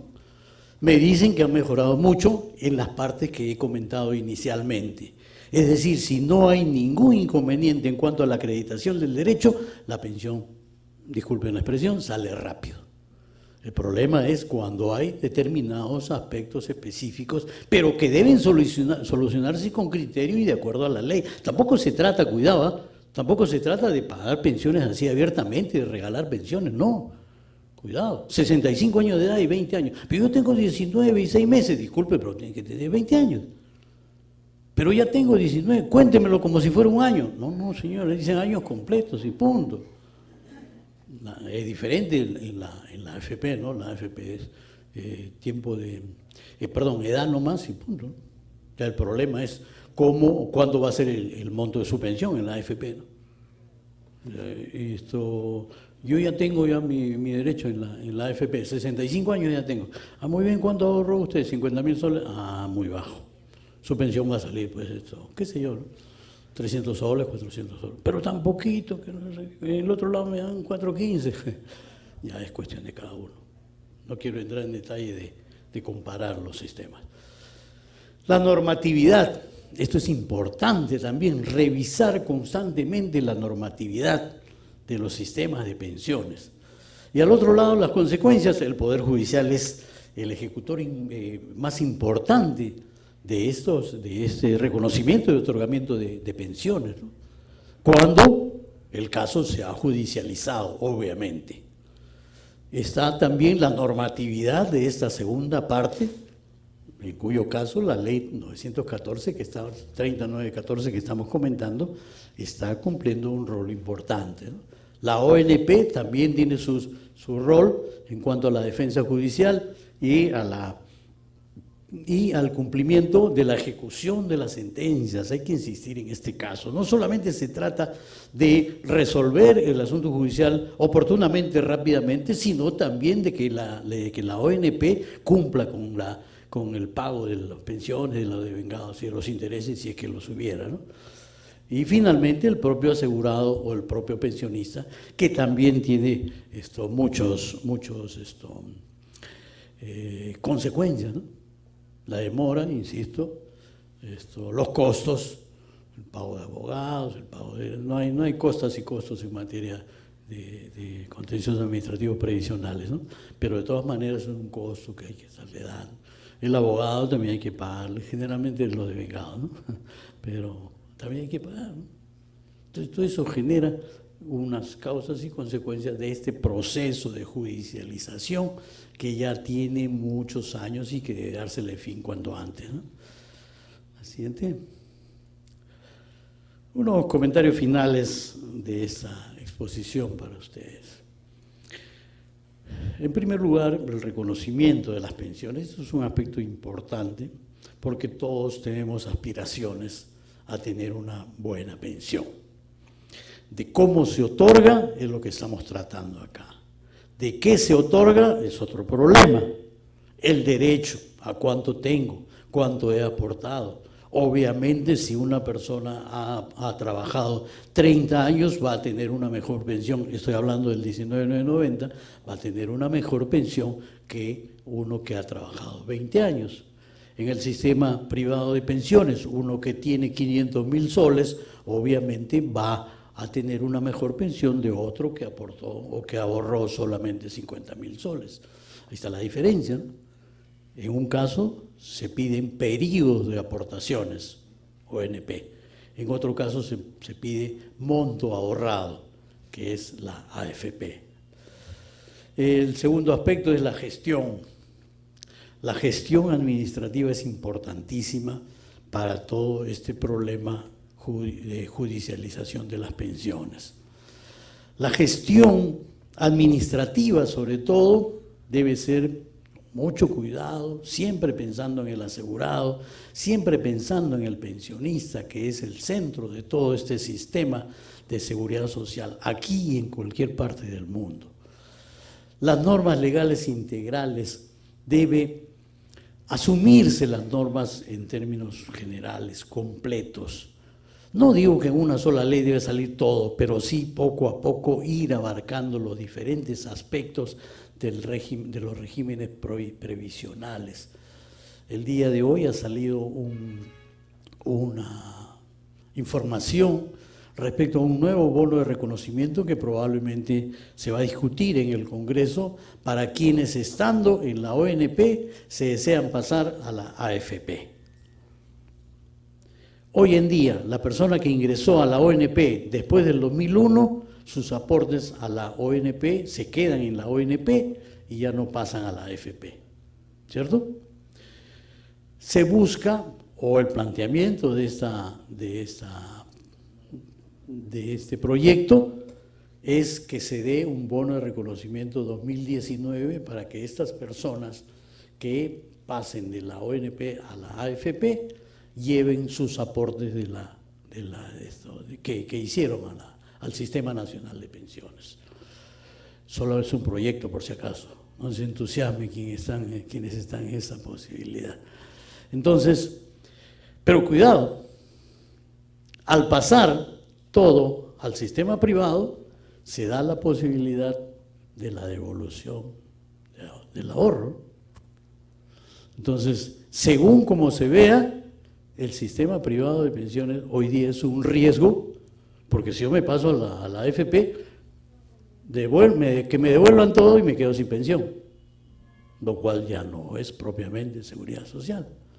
O si me quedo en el Sistema Nacional de Pensiones, que me quedo con una pensión, que ese es el sentido de la seguridad social. El sistema la cultura previsional es cultura previsional, cultura de la seguridad social, no es cultura del ahorro, cuidado. Pues si quiero ahorro, me voy al banco pues, y pongo ahí mi plata, ¿no? El otro es el sentido previsional. Por eso habría que discutir. Yo estoy seguro que aquí la mayoría está de acuerdo en que se devuelva la plata, porque es la inmediatez, ¿no? No, yo tengo 100.000 soles, ya que me den mi plata, ya yo veo lo que hago. Si yo puedo ahorrar, no hay ningún problema, dicen. Y además todavía me faltan 5 años para llegar a los 70 años y fácilmente yo con esta plata puedo hacer un montón de cosas. Cuidado que ese no es el sentido de la seguridad social, de la protección social, ¿no? El sistema integral de la protección social, efectivamente, el Estado, y aquí ya me voy a ir un poco más allá del tema que estamos tratando, el Estado debería tomar ya como un sistema de protección social en general. Ya no solamente como la ONP, la AFP, la Caja del Pescador, la Caja Militar Policial, sino debería ver todo en general. Y cada uno, de acuerdo a sus propias características, tener sus propias reglas, pero con sentido de protección social. Es decir, de ver qué puedo hacer para cuando llegue mi vejez, para cuando me muera, para cuando quede inválido, un sistema integral de protección social en el que se incluyan obviamente los sistemas no contributivos. Todos los países están asumiendo esto de los sistemas no contributivos. Chile hoy en día está proponiendo que suba el aporte en 4 puntos. Chile, ojo, Chile solamente hay sistema privado, el sistema público ya pasó a un segundo plano. Que suba en 4 puntos, De los 4 puntos, si no me equivoco, 3 van a la cuenta individual y 1 va al sistema solidario, es decir, a pensión 65 si fuera en nuestro caso. Es decir, ya le está dando ya mayor fortaleza al sistema solidario, no al público que ya fue dejado de lado, pero sí al sistema solidario. Una reforma integral del sistema se impone, una reforma integral, no solamente de ver qué pasa acá, de sacar un bono o otro bono, de mejorar tal cosa, sino una reforma integral del sistema. ¿A dónde iría esa reforma integral? ¿A eliminar la ONP? ¿A eliminar la AFP? ¿Cuál es el mejor sistema? La reforma de los 90 en América Latina nos propuso 3 modelos. Un modelo sustitutivo que fue Chile. El sistema privado sustituye al público, sustituyó al público. El modelo paralelo, Perú, Argentina, Colombia, están los 2 sistemas, pero uno no puede estar en los 2 sistemas, tiene que estar en uno de los 2. Y el sistema mixto, Uruguay, Costa Rica, uno está en los 2 sistemas y si desea puede tener pensión en los 2 sistemas. Hasta ahora, los técnicos más especializados están determinando que Uruguay, Costa Rica tienen los sistemas mejores, o los modelos mejores en materia de previsión social. Y finalmente, el futuro de las pensiones en el Perú, ¿qué va a pasar mañana? La tecnología avanza a pasos gigantescos. Yo enseño para la Universidad de San Martín y la semana pasada hubo una reunión en la que nos decían que a través del celular se podía tomar examen, que a través del celular se podía hacer grupos de trabajo, que a través del celular se podía hacer evaluaciones, que a través del celular se podían presentar los trabajos de los alumnos, etcétera, etcétera. Entonces ya el USB probablemente de aquí a poco tiempo desaparezca.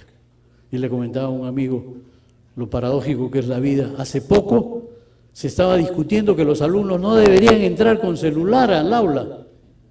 Ahora se va a exigir seguramente que los alumnos más bien entren con celular. A ver, saquen todos sus celulares y pongan tal cosa. ¿Qué va a pasar mañana? No se sabe. El ámbito laboral va a cambiar, ¿no? Uber ya está cambiando. Uber es legislación laboral, ¿no? ¿Hay relación laboral en Uber? ¿Cómo hacemos? ¿Cómo hacemos esa gente? No es trabajador, ¿no? Los robots están sustituyendo a los médicos, ¿no?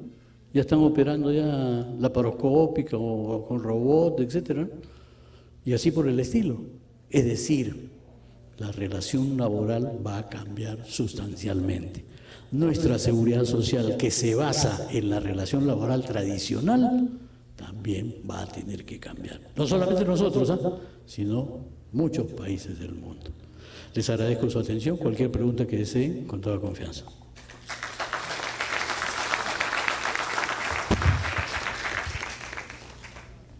Magnífica exposición del magíster Eduardo Marco Rueda, docente universitario, quien nos ha brindado algunos alcances y beneficios de esta ley que elimina los dictámenes fiscales para los procesos contenciosos administrativos. Como ya es costumbre en el programa Marte Democrático, queremos hacerle llegar un diploma a nombre del Congreso de la República y de la Oficina de Participación Ciudadana al doctor Eduardo.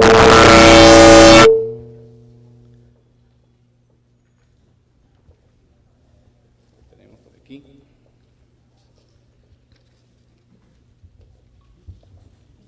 Sí, por supuesto. Aquí estamos. Recibe usted a nombre de la Oficina de Participación Ciudadana este reconocimiento, válido por cierto, una brillante exposición que nos ha brindado el día de hoy, martes 26 de febrero.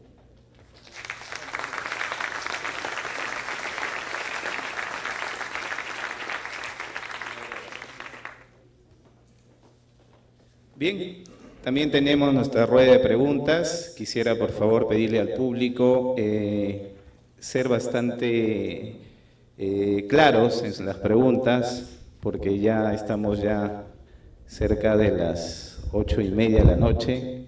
Muchos de nosotros tenemos que retornar y, por supuesto, desde ya les agradecemos su participación en este programa, como lo hacen todos los martes.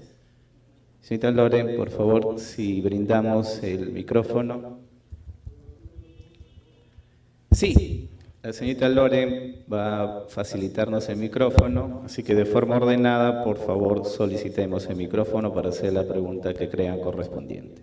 Sí, buenas noches, doctor, muchas gracias por su exposición. Mi pregunta es puntual. ¿Qué futuro le avisora a la ONP? ¿Podríamos decir prácticamente está como una partida de difusión? Gracias. Es una pregunta difícil de responder. Si usted me pide mi opinión personal, se la voy a dar. A mi modo de ver, el Perú debería entrar en un sistema mixto. Es decir, que deberían estar los dos sistemas y las personas estar en los dos sistemas que deseen. Y dejar en libertad, pero en verdadera libertad, sin presión de que las personas pudieran estar en el que más consideran que les conviene. Hay varias propuestas, no sé si a eso va su pregunta, hay varias propuestas de que se elimine la ONP, ¿no? O que se convierta en una AFP. No sé los términos de las características, no sé las características que podría tener este sistema de AFP, ¿no? AFP pública podría ser, ¿no? En Chile se propuso también una AFP pública, no ha prosperado mayormente, no ha prosperado. En México hay una AFORE, que le llaman, una AFORE pública, y ahí están la mayoría de los empleados públicos, por ejemplo, ¿no? En México sucede una cuestión especial. En todas partes las pensiones son insuficientes, tanto en el sistema público como en el sistema privado. Y en el sistema privado es insuficiente porque la gente no tiene para ahorrar más, ¿cierto? Entonces, una de las pocas salidas es que suba la tasa. Por ejemplo, en el Perú se paga en la AFP el 10%, ¿cierto? Para jubilación nomás estoy hablando, ¿no? Se pague el 10%. En Chile han propuesto que suba 4 puntos más, o sea, van a pagar 4%, pero ojo, ese 4% lo va a pagar el empleador, no lo va a pagar el trabajador. Y en Chile, y en México, las AFORES propusieron subir también la tasa de aportación.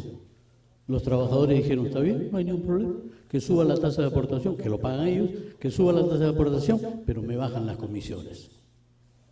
No aceptaron las AFORES. Volviendo al caso, el tema de la conversión, de la eliminación de la ONP, no me parece muy correcto. Y constitucionalmente mi interpretación es de que la ley, la Constitución dice el Estado garantiza el derecho de todos a las diferentes prestaciones a través de entidades públicas, privadas o mixtas. Esa yo creo que es una oposición para que la ONP desaparezca. Gracias.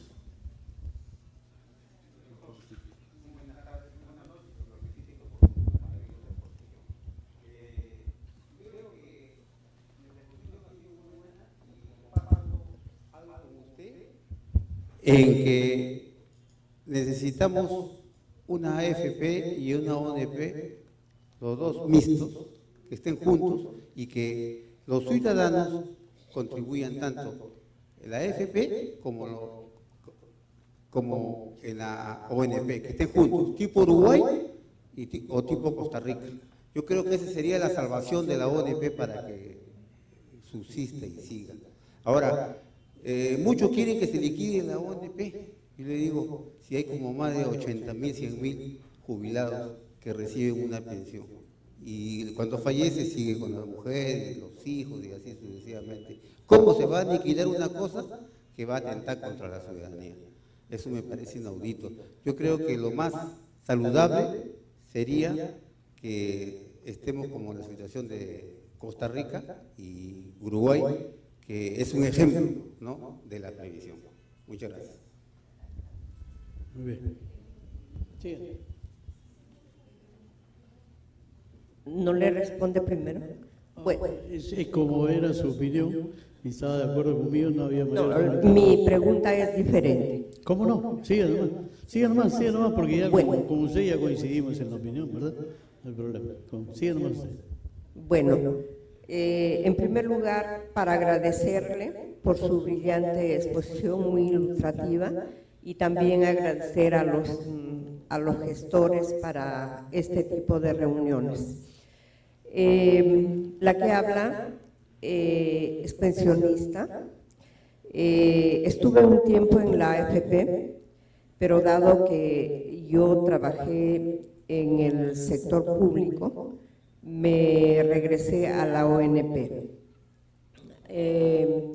Trabajé 10 años para el sector público y 27 años para el sector, no, al revés, 10 años para el sector privado y 27 años para el sector público. Cuando me he jubilado, mi pensión es 550 soles. La pregunta es, ¿dónde han guardado mi poquito dinero que me han descontado y que no ha generado un poquito de interés, que eso aumentaría tal vez la pensión? Gracias. Cuando usted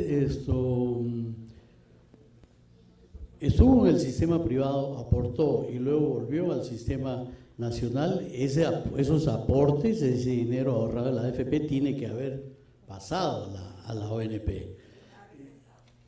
¿A cuál dinero se refiere usted que no le han considerado?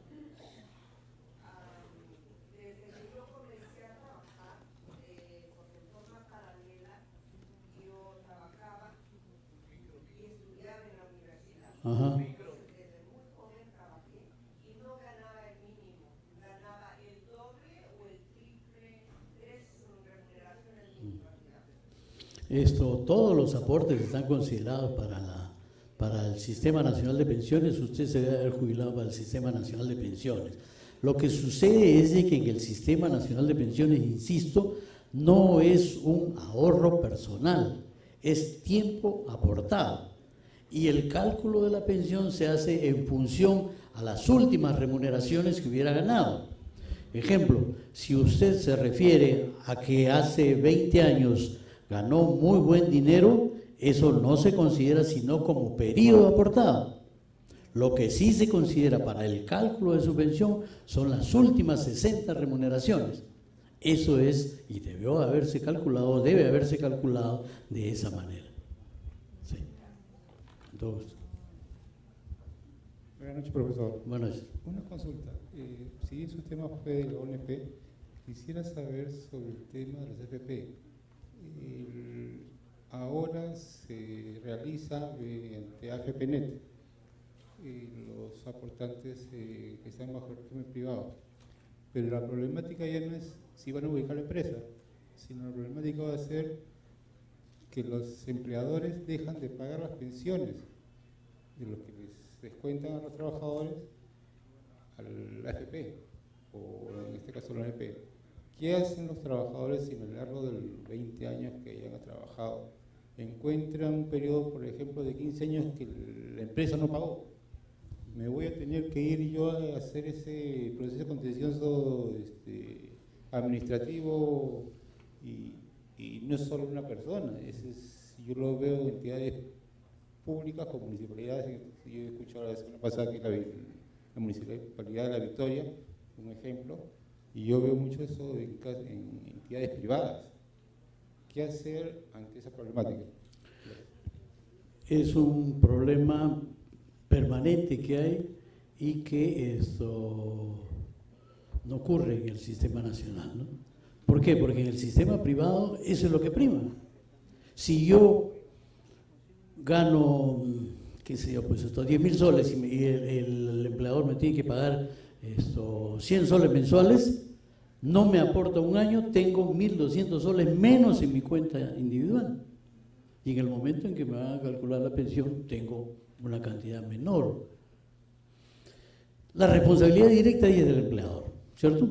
El trabajador no tiene nada que ver. ¿Por qué? Porque es plata, incluso puede ser apropiación ilícita, ¿no? Porque se supone que el empleador le ha descontado al trabajador y no lo ha pasado a la AFP. Recomendación, uno, a modo de recomendación, que el trabajador esté permanentemente viendo esto, si le están aportando, si le están incorporando a su cuenta individual.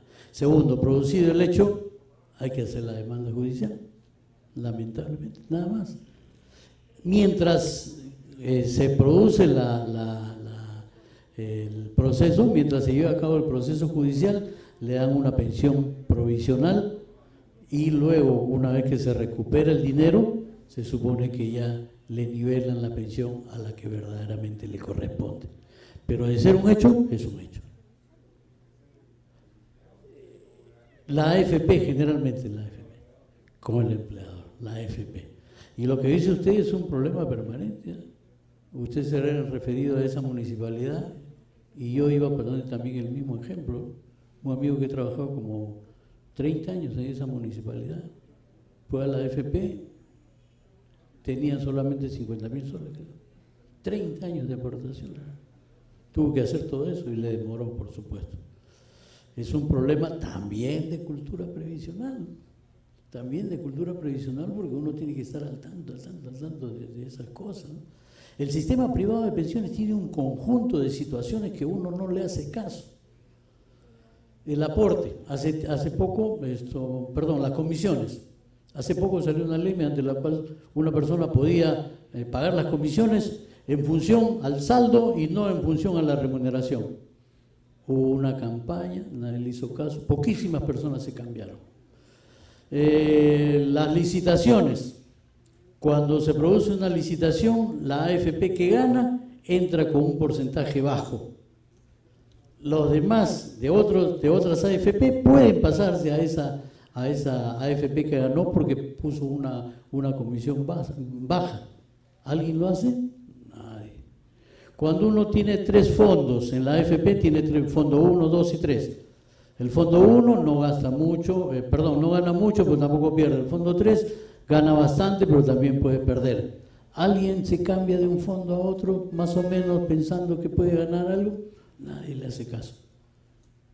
Y eso depende mucho de la competencia que debe haber en el sistema privado. Y la competencia, pues lamentablemente no se da también por dejadez de los propios afiliados. Volviendo al tema, quien debe hacerlo es la AFP. Y debe hacerlo ya, pero por indicación del afiliado, ¿no? La AFP tampoco, a veces ni toma en cuenta eso. El afiliado tiene que denunciar ante la AFP para que se le haga el juicio al empleador. En la ONP hay menos problemas. La pregunta es si en la ONP está el mismo problema. Yo trabajo 10 años en una empresa y la empresa nunca pagó a sus trabajadores, nunca pagó a la ONP el aporte de sus trabajadores.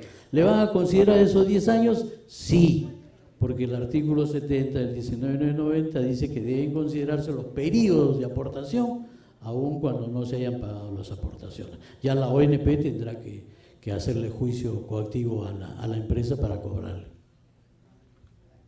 Doctor. Doctor, felicitándole previamente por su brillante exposición. Le voy a hacer 2 preguntas, ya bastante, un poco más completas creo. Uno, ¿no considera usted o encontrar alguna medio de solución a las personas que están en la ONP, han aportado menos de 20 años, no tienen derecho a una pensión? ¿No cree que el Estado estaría incurriendo en apropiación ilícita, precisamente al que usted me acaba de mencionar? En este caso sería factible la devolución de ese dinero al asegurado que no llegó a obtener su jubilación, o perdón, su pensión de jubilación. Y la siguiente pregunta es, si un jubilado de ONP, una vez obtenido su pensión, podría volver a trabajar sin perder percibiendo la pensión y el sueldo de su nueva reinicio de labores? Bien, la primera pregunta es si un aportante ONP, ¿no? Del Sistema Nacional, yo prefiero llamarlo el Sistema Nacional, porque la ONP, repito, es el órgano de gestión, ¿no? Del Sistema Nacional de Pensiones no llega a cubrir los 20 años, ¿qué va a pasar con sus aportes? Ese es el sentido de la solidaridad, que puede llamar un poco a ironía, ¿no? Pero si yo tengo 19 años de aportaciones y me piden 20, la gente dice, o la mayoría dice, ya perdió su pensión, ya no tiene derecho, ya se le perdió el dinero. No, pues tengo un año y puedo pagarlo como seguro facultativo independiente. Si tengo 18, igual, si tengo 19, igual. El problema que plantea el doctor es, por ejemplo, la persona que ha pagado 10 años, ¿no? Si solamente tiene 10 años, ¿qué hace con los otros 10? Ahí sí es un verdadero problema. Entonces ahí podría caber la posibilidad de la devolución, pero yo tengo mis dudas, francamente, porque se trata de un sistema solidario, ¿no? Tengo mis dudas de la devolución. Tal vez si se diera, la pregunta que planteó el señor, si se diera el pase de la ONP a la AFP o se eliminara la ONP, ¿qué va a pasar con esas personas? Ahí sí cabría, ¿no? Bueno, usted se quede en el aire y ya pues tenga su plata. ¿Usted cuánto tiene? 8 años, ya también pues tiene su plata, pero no en todos los casos. La segunda pregunta es súper interesante. Un pensionista, seguramente algunos de ustedes la saben, un pensionista que ya está recibiendo su pensión en la ONP, reingresa a trabajar, ¿sí? Ese, ¿no? Un pensionista de la ONP reingresa a trabajar. La ley dice que no puede percibir remuneración y pensión si la suma de los dos sobrepasa media unidad impositiva tributaria. ¿De acuerdo? Si sobrepasa, suspende la pensión y paga sus aportes como trabajador. En el momento en que deja de trabajar, recupera su pensión original y sus aportes que hizo durante su segundo periodo, ¿se lo consideran en la nueva pensión? No. No, ahí sí me parece ya una solidaridad injusta. Es injusto, a mi modo de ver, es injusto.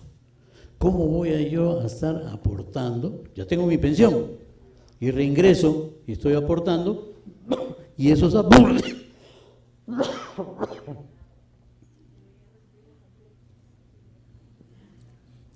aportes no me van a mejorar mi pensión original. Es injusto, absolutamente injusto. Entonces, ¿qué sucede? Estamos en el Perú y todo el mundo haya la solución. Este señor que ha reingresado, ha dejado su pensión pendiente, ¿puede, por su nuevo periodo de trabajo, pasarse a la AFP? Sí puede pasarse. Y mucha gente lo está haciendo. En la AFP, teniendo ya pensión en la ONP, 65 años y todo, ¿en la AFP va a pagar aporte? No paga. Entonces, esta persona, con la finalidad de no pagar aporte, se va a la AFP y la AFP no paga. Si quiere paga, ¿no? Pero por un periodo chiquito, ¿qué le va a servir para una pensión? Entonces no paga, recibe su remuneración completa y se libera del aporte obligatorio de la ONP. Me parece injusto, por varios motivos. Primero, porque en el Perú estamos en el modelo paralelo que le dije hace un momento. Uno está en uno o en otro. Y no puede estar en los dos. Ahí están los dos, porque usted es pensionista de la ONP y es trabajador de la AFP. Es injusto. Pero dos, sí me parece que debería salir una norma mediante la cual estos aportes que hace en su segundo periodo deberían servir para incrementar la pensión que recupere cuando deje de trabajar en ese segundo periodo. Me parece justo. Entonces la nueva pensión que se quedó en 400 soles podría subir a 500. Ojo, tampoco se trata de que yo estoy recibiendo pensión de 400 soles, reingreso con 5.000 y mi pensión sube a 4.000. No.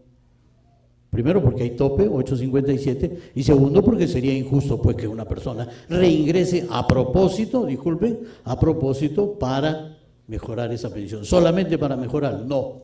Ya usted obtuvo su pensión y lo que va a aportar adicionalmente le puede subir un poco su pensión. Gracias. Sí, cómo no.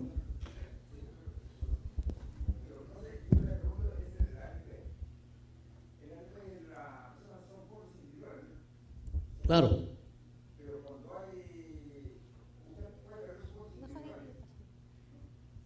¿En qué sentido puede perder?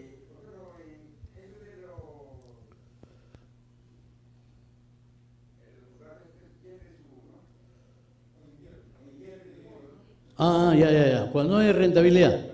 Cuando no hay rentabilidad, claro. Así es. Disminuye, sobre todo disminuye, ¿no? Lo cierto es que baja el ahorro, punto. La cuenta individual que tiene la baja, pero es cuenta individual, ¿no? Es cuenta individual de cada uno.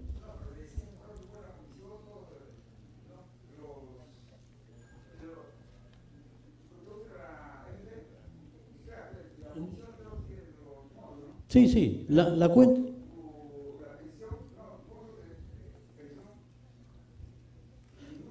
Claro, sí, ese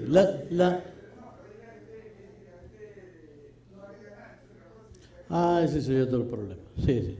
La cuenta individual está en función de la rentabilidad. Si las inversiones dan rentabilidad, va subiendo la cuenta individual. Si no hay rentabilidad, o se queda o puede bajar.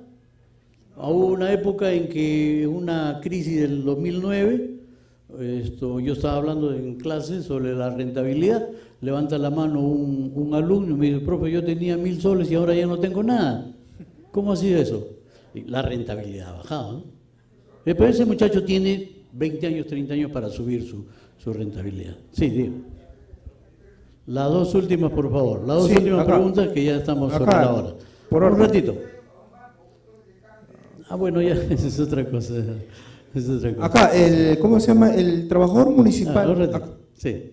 Un trabajador municipal, pensionista municipal, ¿tiene un régimen especial?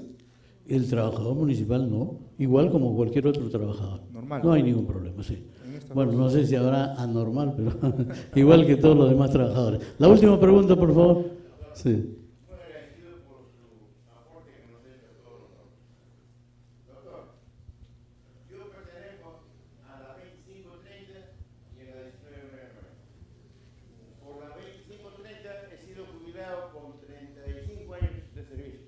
Ajá. Y por la 19.990 todavía la ONP no me jubila. Me tienen como 10 años ese juicio que ahí va. Doctor, ¿por qué? ¿Por qué? ¿No sabes por qué? Porque dicen ellos, no aportado, hemos aportado, yo aportaba hasta la 19.990. Ya, es otra cosa. Yo, por mi función que tengo, viajo y no tengo tiempo así como para disponer y exigir este derecho, porque no lo voy a perder. Pues en la 19.990 tengo 25 años de servicio. Habría que ver bien en qué consisten esos 25 años, si están acreditados o no están acreditados. Están acreditados, yo tengo una boleta de pago desde el día que ingresé, tengo toditas. Pero yo no voy a decir quién le soluciona el problema, tienes que ir a la BNP y ver ahí si es que lo acredita. La pregunta es, ¿lo inicio un proceso judicial por...? Primero tiene que iniciar el proceso administrativo. Si ya le niega la administración, ya usted tiene que ir al Poder Judicial. Encantado, doctor, gracias. Sí, la última pregunta, la señorita quería hacer la última pregunta. Buenas noches. Buenas noches. Mi pregunta era la siguiente. Usted dijo de que la judicialización venía a raíz del otorgamiento de pensión, ¿no? En algunos casos. En algunos casos, ¿no? Si bien es cierto, en la vía administrativa mayormente los afiliados empiezan lo que son los juicios a raíz de la denegatoria de su pensión. Así es. Usted dijo algo que es bien cierto, ¿no? Normalmente les deniegan la pensión a los afiliados porque no logran acreditar el tiempo de aportación. En ese caso hay personas, bueno, en el caso de la ONP, deniegan a veces la pensión de jubilación porque no logran acreditar debido a que no logran encontrar los libros planilla, porque no cuentan con la documentación sustentatoria, ¿no? En ese caso, usted dijo algo bien cierto. ¿Qué pasa o qué sucede en el caso de los empleadores que ya, digamos, por el periodo o por el tiempo, ¿no? Se cerraron las empresas, ¿no? No dejaron libros planilla y a la hora de ir a hacer la verificación no se encuentra? En ese caso también se vería perjudicado el afiliado, ¿no? Porque a la hora de hacer la verificación no se encuentra, no hay alguien quien diga si la persona trabajó o no trabajó. Entonces, en ese caso afecta a la persona Por porque no supuesto. logra acreditar esos años. ¿Qué solución tendría o qué solución darían a esas personas? Porque en el caso del señor, ¿no? Dice que tiene 10 años que le han acreditado, pero para obtener la pensión se necesitan 20 años, ¿no? Supongamos que el señor ha presentado la documentación de los 20 años que ha aportado, pero solamente logra acreditar 10. ¿Los otros 10 años se perdieron? A ver, si es que no hay esa acreditación, lamentablemente no se puede otorgar la pensión. Se lo pongo de otra manera. El caso se lo grafico de otra manera. ¿Qué pasa si yo voy y digo, he trabajado en la farmacia que estaba en la esquina 10 años? ¿Y la farmacia dónde está? Ya cerró, ya. Y no he trabajado, en realidad no he trabajado en la farmacia. Yo sé, pero yo he trabajado en esa farmacia. Bueno, pues pruébame que he trabajado. No tengo cómo probar. Yo me pongo en el caso de la ONP, ¿eh? En otras palabras, lo que quiero decir es, con la sola afirmación del asegurado o del trabajador, no es posible otorgar, lamentablemente, un derecho. Tiene que haber alguna documentación básica o 2 o 3 cosas que permitan acreditar eso, ¿no? Pero en este caso, doctor, también yo he visto casos, ¿no?, de que la ONP no se conforma simplemente con la documentación que presenta la persona. Porque vamos a suponer que, bueno, yo soy joven, estoy hablando de las personas de la tercera edad. Hay personas que con el transcurrir del tiempo se extraviaron los documentos, solamente cuentan con algún certificado o alguna boleta, porque tampoco no todos, hasta yo misma, no junto tanto. Claro. Ahorita yo sí puedo decir porque hay un sistema que me vale, porque es nacional, pero en cambio de las personas. Exacto, ese es el problema. El Tribunal Constitucional mismo se ha puesto en ese caso y ha establecido precedentes en los cuales se establece que un documento es válido, pero 2 documentos es mejor, 3 es mucho mejor, 4 es mucho mejor, etcétera, ¿no? Entonces, la última réplica, porque entonces 2 documentos mucho mejor, pero un solo documento, lo puse como ejemplo, Azángaro lamentablemente funciona todos los días, sábados y domingos, y no siempre es un documento válido, ¿no? Claro. Ya depende de la decisión de cada sala. 2 aspectos finales. Primero, los 2 sistemas son diferentes. La cuenta individual es diferente al periodo de aportaciones. En un caso se cuenta ahorro, en otros casos se cuenta periodos de aportación. En el caso del sistema privado de pensiones, en el caso del sistema nacional, se otorga pensión de viudez y se corta cuando la viuda vuelve a contraer matrimonio. Estoy hablando de la ONP. Si la viuda, la pensionista de viudez, vuelve a contraer matrimonio, se corta la pensión. ¿Por qué? Porque se supone que ya hay otra forma de protección que ha encontrado la señora. En el caso de la AFP, se obtiene la pensión de viudez. ¿La viuda vuelve a casarse? ¿Se corta la pensión? No. ¿Por qué? Porque es cuenta individual. Porque es cuenta individual. Se muere el segundo. ¿Tiene otra pensión o no? Claro. ¿Por qué? Porque son 2 cuentas individuales. Y así sucesivamente, ¿no? Perdón.